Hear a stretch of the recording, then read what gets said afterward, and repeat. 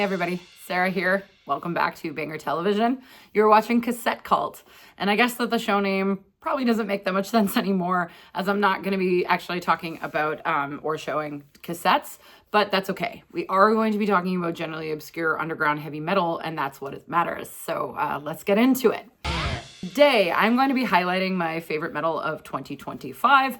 I did the same thing in 2024 and 2023 on Cassette Cult, and both of those years I did zines, 2024, 2023.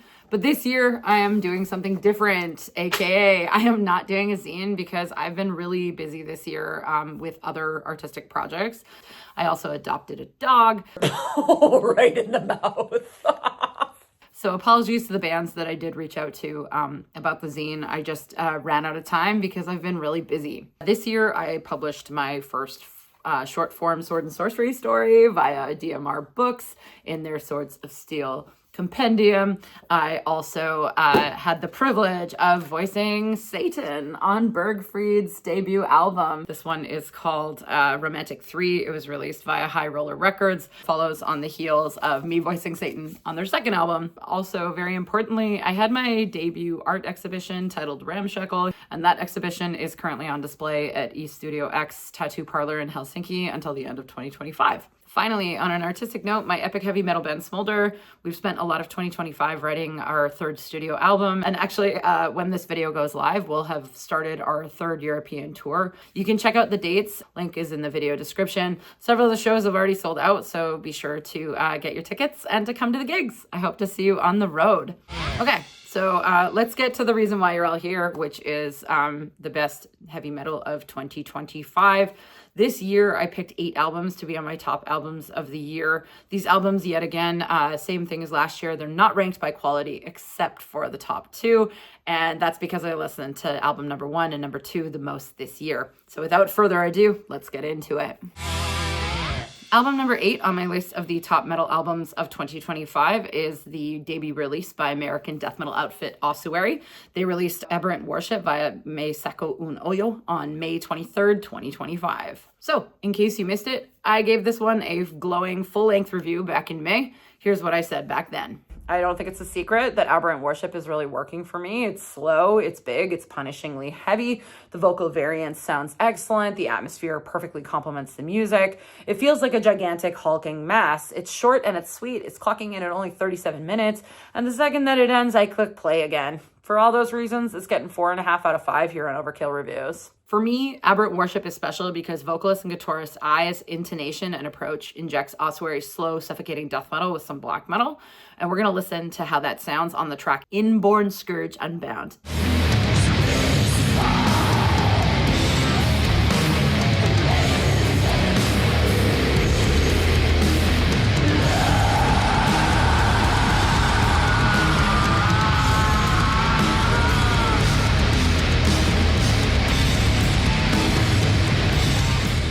Other bands who have achieved a similarly suffocating and dense wall of sound, death metal, black metal hybrid include Spectral Voice, Swallowed, and Vestum. If you're into what Ossuary is doing, I would also recommend checking those bands out.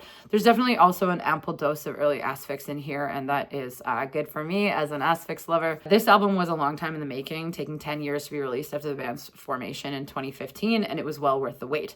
That is why it's being included on my list of the best metal albums of 2025.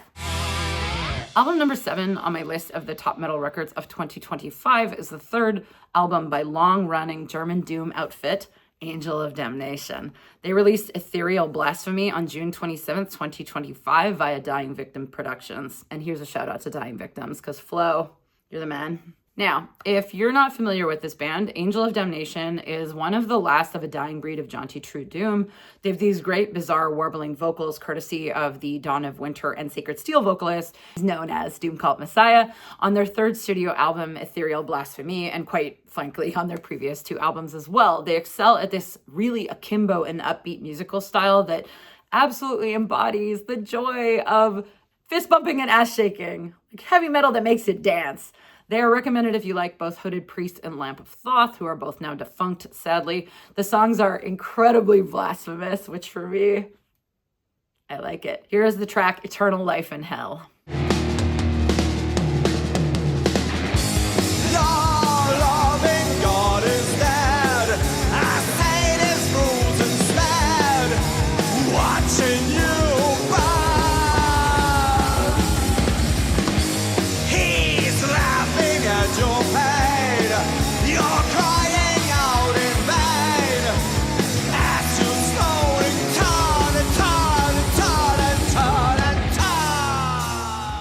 Your loving God is dead, a sadist rules instead. What a great line. All of the songs on this album have such an excellent sing-along quality and this like really jaunty kind of like evil vibe. And for those reasons, this is included on my top records of 2025. Bonus points because Angel of Damnation's most recent drummer is Noidi of Manila Road and Sentry. So next up in my list of the best metal records of 2025 is the fourth studio album by my favorite active Finnish metal band, Havukruunu. They released Tavastland on February 28th, 2025 via Svart Records.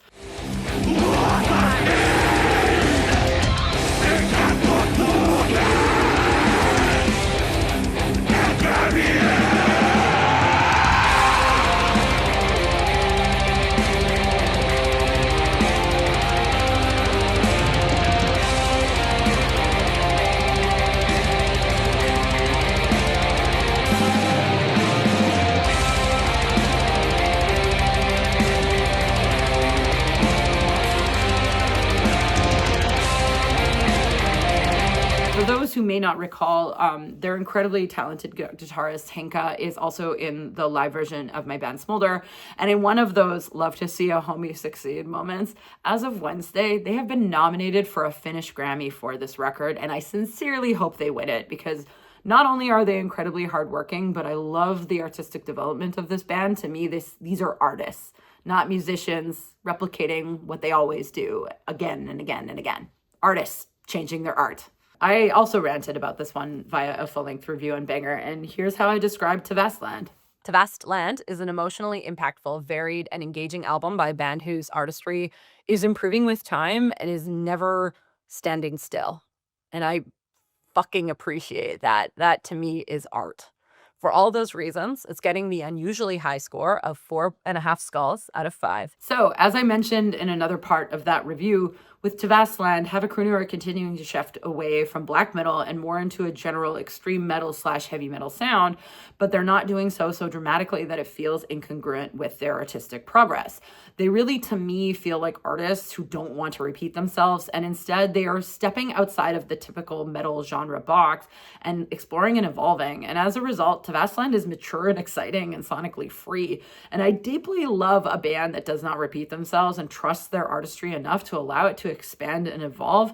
And throughout Havulinnan, Kelisoratsoi, Oina Soimen, Soita, and Tavastland, Havukruunu has done exactly that.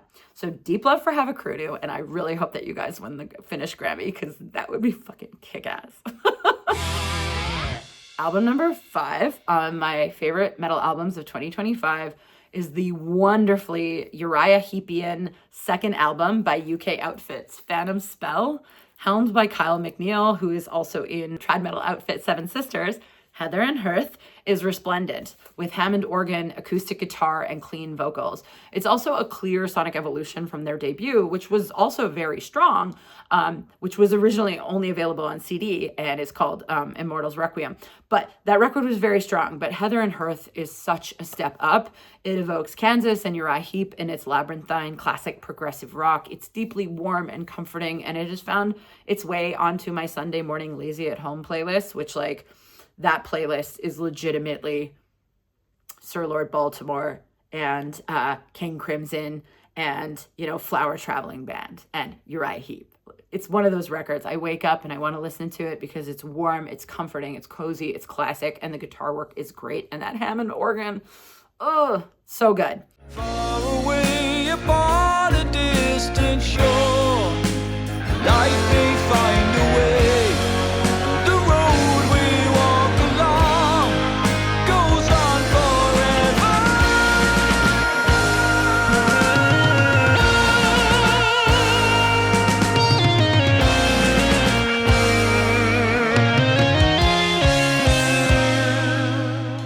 So this record probably isn't metal, and it's not like this band, Phantom Spell, they're not on Metal Archives, which, kind of points a spotlight on the fact that Metal Archives can be kind of inconsistent about that because of trad metal outfit Seven Sisters was on Metal Archives, but Phantom Spell isn't. It's kind of but whatever. It's neither here nor there.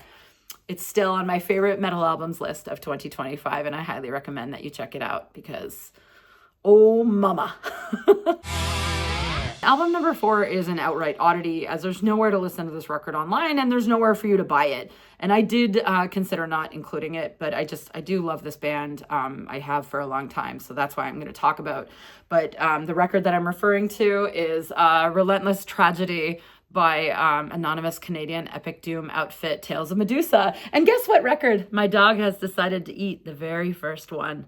So polite. She pulled it off the table and everything. Very kind of her.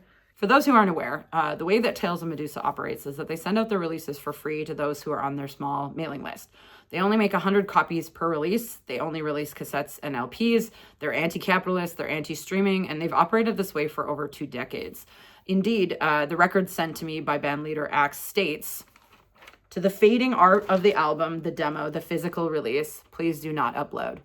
Due to this, we aren't playing a clip. Instead, I'm just going to quickly describe the music. It's epic doom metal. Production is very sparse and organic. The vocals are pinched nasally. The songs are big and bombastic. It's thematically oriented in ancient Greece, and it's recommended if you like Altar of Oblivion, Solitude Aeternus, Procession. Album number 3 on my favorite albums of 2025 is the second album by Polish akimbo tech thrashers Species, who released their second album, Changelings, on September 19th, 2025 via $20 spin. And so far, this is the only album on this list that I do not own physically, and it's just because the import taxes are insane. $20 spin, please get better European distribution, because finding your records here is really difficult. Anyways, tech thrash has got me in its robotic grip these past few years, and I was admittedly pretty disappointed by the new Coroner due to its complete lack of the angular bizarreness of the early days. So I was very happy to find Species around the same time that release came out. The band uses a very odd vocal style that's like half growl, half screech, and it effortlessly weaves these like chaotic screeching vocals between this very thrashy, progressive, and engaging music made by this very chaotic power trio. So we're going to listen to that now and watch this excellent video with some A+ shirts.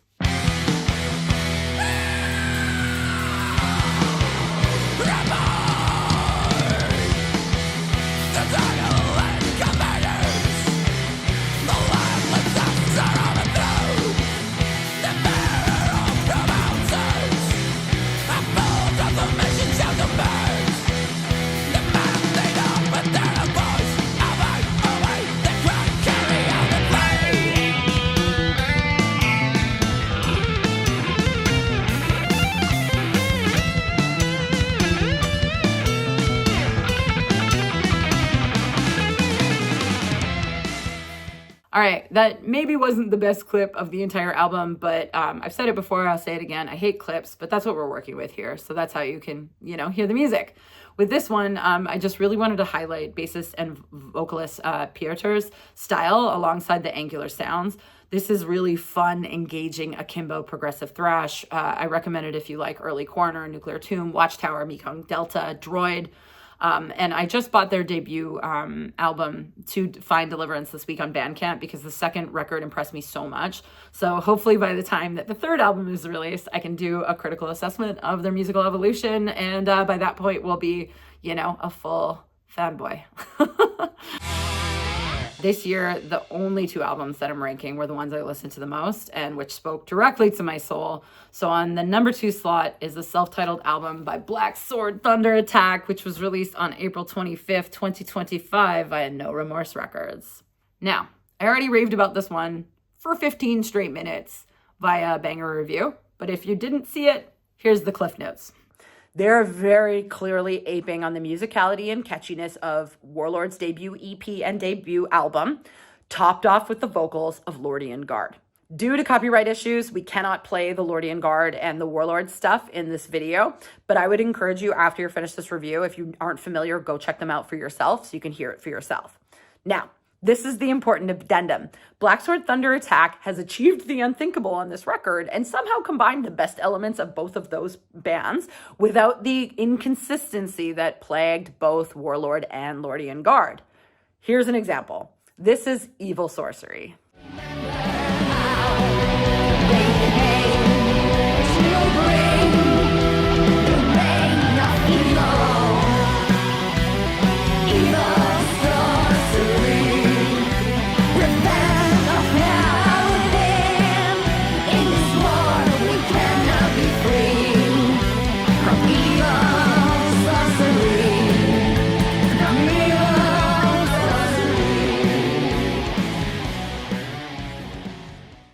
While both of those bands were dramatically uneven, Black Sword Thunder Attack is anything but. Their self-titled debut was 20 years in the making, and it delivers 39 minutes of catchy, arcane heavy metal with excellent guitar work and fantastic vocals that are clean and subdued and nicely floating amidst the instrumentation. I've listened to this record at least once a week since its release in April, which is a clear indication it has repeat listening power, and it's also a very rare exception in my best metal of the year list, because I usually don't particularly enjoy metal records that exclusively sound like the past or exclusively sound like other bands. But that's what makes this record so special, is that instead of them being a lesser than replica, they're an improvement and elevation of the source material. I love this band. I really wish that they would make a Bandcamp so all of us could give us their money directly. Please, Black Sword Thunder Attack, please make a Bandcamp page already. And also, if you put out a second album, please take another 2 decades, because nothing is better than Antissa. For me, the best metal album of 2025 is the debut album Scimitarium by Danish metal outfit Scimitar. It was released by Crypt of the Wizard on February 28th, 2025. If you are not familiar with Crypt of the Wizard, it's a very excellent record store and a record label in London. And if you don't know Charlie, who runs the label, you are missing out. He is a gem of a man. I love this record because it's chaotic, it's genre morphing, it feels very fresh and very new, it's eccentric, it's occult, it's fresh. And after 100 listens, I'm still finding new things to like about it. Additionally, Scimitar played at the same festival as my band Smolder did, called Muskelrock in May in Sweden. And their performance was my most anticipated of the festival. And for me, it was completely electric, even if the majority of the audience of the festival did not seem to get it at all. But that's irrelevant. Let's listen to some of this chaos, shall we?